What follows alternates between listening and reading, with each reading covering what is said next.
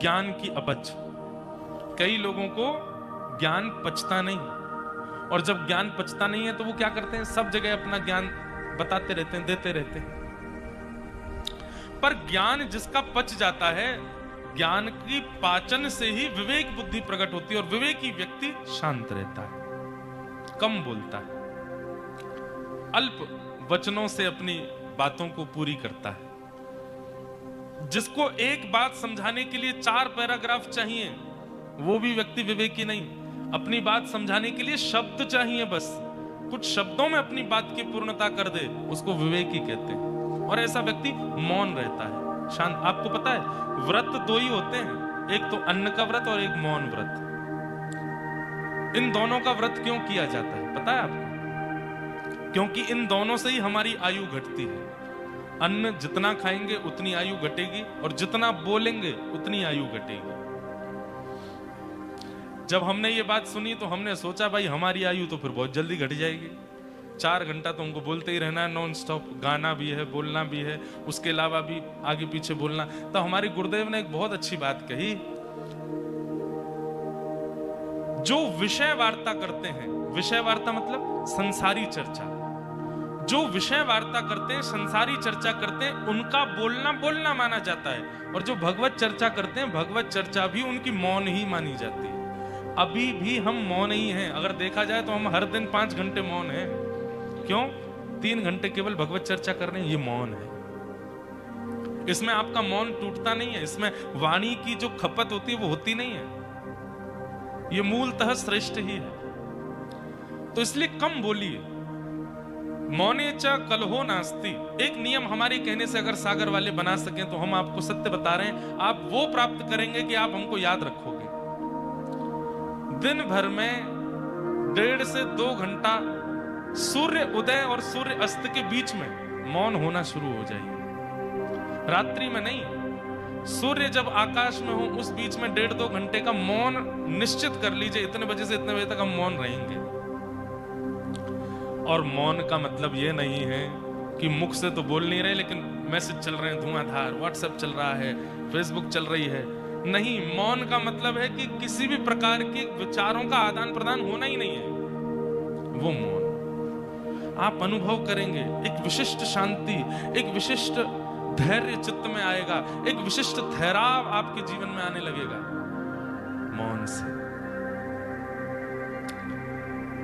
तो ठाकुर जी जीवन में आएंगे तो क्या होगा? सबसे पहला, संग्रह का मन नहीं होगा, लुटाने का मन होगा। ठाकुर जी जीवन में आएंगे तो क्या होगा? दोष दिखने बंद होंगे, गुण दिखने प्रारंभ होंगे। ठाकुर जी जीवन में आएंगे तो क्या होगा?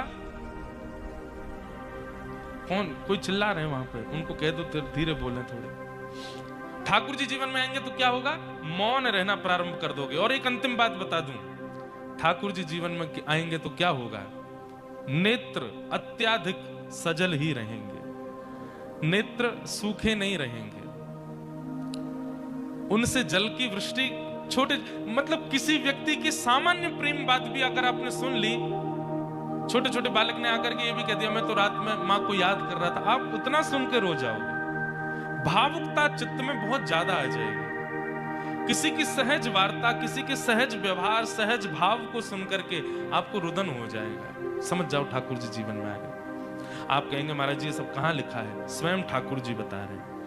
वाग्गदगदा द्रवते यस्य चित्तम रुदत्य भीक्ष्णं हसति क्वचिच्च विलज्ज उद्गायत नृत्यते च मद्भक्ति युक्तो भुवनं पुनातु। वाग्गदगदा, जिसकी वाणी मेरे गुणानुवाद गाते गाते गदगद हो जाती हो।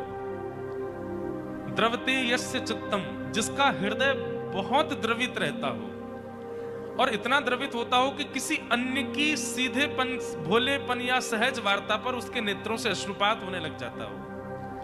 सामान्य सी बात पर हंसी आ जाती हो, मतलब कोई बहुत बड़ा जोक मारने की जरूरत नहीं है, सामान्य सी बात कह दो वो हंस जाते हैं, मुस्कुरा जाते हैं।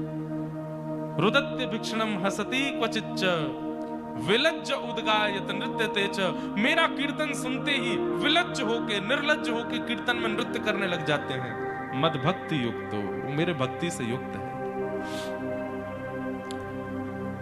मद भक्ति युक्त भवनम पुनाति। इसलिए ठाकुर जी जीवन में आएंगे तो ये सारे लक्षण आने लगेंगे। उनमें सबसे पहला है संग्रह वृत्ति नष्ट होना। दो प्रकार के लोभ होते हैं, लोभ। और आपको पता है पाप के बाप का नाम क्या है? लोभ। पाप के पिताजी का नाम है लोभ। एक बार एक बालक काशी से पढ़ करके आया, खूब विद्वान बन के आया, अपने पिताजी के पास आकर के बोला, पिताजी मैं सब कुछ पढ़ के आया हूं, आप जहां से चाहो पूछ लो। तो पिता ने यही पूछा, बताओ पाप के बाप का नाम क्या है? नहीं बता पाया। बोले ये तो नहीं पढ़ाया गुरुजी ने। बोले ढूंढ के आओ कौन है पाप के बाप। बालक ने कल पढ़ा ढूंढने के लिए, तभी 2-3 दिन निकल गए, कहीं से उत्तर नहीं मिला पाप का बाप कौन। तभी एक घर के बाहर गौ माता खड़ी थी, तुलसी का पौधा लगा था। बालक ने सोचा किसी वैष्णव का घर है, 2-3 दिन हो गए कुछ खाया पिया नहीं, यहां पे कुछ पा लेता हूं। उस घर में जैसे ही प्रवेश किया, वो किसी वैष्णव का घर नहीं था, एक वैश्या का घर था। तो वैश्या ने जैसे ही बालक को देखा, ब्राह्मण बालक, त्रिपुंड लगाए, शिखा रखी है, धोती पहन करके, हाथों में वेद लगे हैं, तुरंत वैश्या आई जल का पात्र लेकर के, महाराज जलपान कीजिए। तो ब्राह्मण ने तुरंत जल लिया, पान किया, पान करके बोली, ये घर मुझे लगता है किसी वैष्णव का है, गोबर का चौका लगा है, बाहर गैया है, तुलसी का पौधा है, आप निश्चित ही कोई वैष्णव हैं। वैश्या बोली, वैष्णव का तो नहीं पता मैं हूं कि नहीं, पर मैं एक नगर वैश्या हूं। जैसे ही कहा नगर वैश्या, ब्राह्मण बालक तो तुरंत बाहर गया, वमन करने लगा, अपने पेट में हाथ लगाने लगा, पानी निकालने लगा बाहर। वैश्या बोली, क्या कर रहे हैं आप? बोले, पाप का बाप ढूंढने निकला था, वो तो मिला नहीं, तुम्हारे घर पर आके जल पी लिया, पाप और कर दिया मैंने। अरे तुम्हारे घर का पिएंगे हम, तुम्हारे हाथ का खाएंगे हम। जैसे ही सुना कि पाप के बाप को खोजने निकले थे, वैश्या ने मन में सोचा, ज्यादा दूर नहीं जाने दूंगी, यहीं मिलाती हूं। अब भगवान जल पी ही लिया है आपने, पाप तो हो ही गया आपसे, अब तो आपको जाना पड़ेगा, नदी स्नान करनी पड़ेगी, जनेऊ बदलनी पड़ेगी, पंचगव्य पान करना पड़ेगा, तभी आप शुद्ध होगे। ब्राह्मण बोले, और नहीं तो ये सब करना पड़ेगा तभी शुद्ध होऊंगा मैं। तो जब पाप हो ही गया है तो थोड़ा और कर लीजिए। बोले मतलब? बोले पानी पिया है, प्रसाद भी पा लीजिए मेरे घर का, एक साथ कर लीजिएगा प्रायश्चित उसका। आजकल का व्यक्ति होता तो कर भी लेता। वो आजकल के लोग ऐसे ही विचार करते हैं, हमको करना तो है ही, गंगा जी नहाना तो है, ये पाप और कर चलो। हरिद्वार तो जा ही रहे हैं, तो क्यों ना किसी के संग छल और कर लो, कल तो डुबकी लगानी ही है। इतनी विचारधारा वाले लोग भी होते हैं संसार में। ब्राह्मण बालक तो लाल वर्ण का हो गया उसका चेहरा, तुम कह कैसे सकती हो मुझसे, मैं तुम्हारे घर का भोजन करूंगा। वैश्या बोली, कितने दिन हो गए आपको घर से निकले? बोले 3 दिन हो गए। कुछ पाया? बोले नहीं पाया। अब पाप का बाप पता नहीं कल मिले, परसों मिले, कब मिलेगा, कब तक भूखे रहोगे आप? कुछ पा लीजिए। मैं कहीं और पालूंगा, तेरे घर का नहीं पाऊंगा। इतने दिन से आप अकेले घूम रहे हैं, आपके पास धन भी नहीं होगा। मेरे घर अगर आप प्रसाद पाएंगे तो मैं दक्षिणा में 5 सोने की मोहर आपको प्रदान करूंगी, और फिर बाद में प्रायश्चित तो आप कर ही लोगे। कम से कम 4-5 दिन के लिए कुछ हो तो जाएगा आप पे व्यवस्था। 5 सोने की मोहर। बालक ने कहा, 5 सोने की मोहर, ठीक है मैं पा तो लूंगा, लेकिन मैं अपने हाथ से बनाऊंगा, तुम्हारे हाथ से बना हुआ नहीं पाऊंगा। हाँ ठीक है, मैं सीधा सामान दे देती हूं, आप बना लेना। आटा दाल चावल सब रख दिया, गोबर का चौका लगा दिया, बोले आप बना लीजिए। बालक, ब्राह्मण बालक जैसे ही बैठा बनाने के लिए, वैश्या आई आकर के बोली, मुझे बहुत कष्ट हो रहा है, मैं देख नहीं पा रही हूं, आप मेरे सामने बैठ के अपने हाथ से बना रहे हैं। मैं 5 की जगह 10 सोने की मोहर दक्षिणा में दे दूंगी, मुझे बनाने दीजिए ना, ये अवसर मुझे कब मिलेगा? ठीक है तुम बना लो, लेकिन गंगा जल में बनाना। ठीक है, प्रसाद बनाया, बना करके थाली में परोस दिया।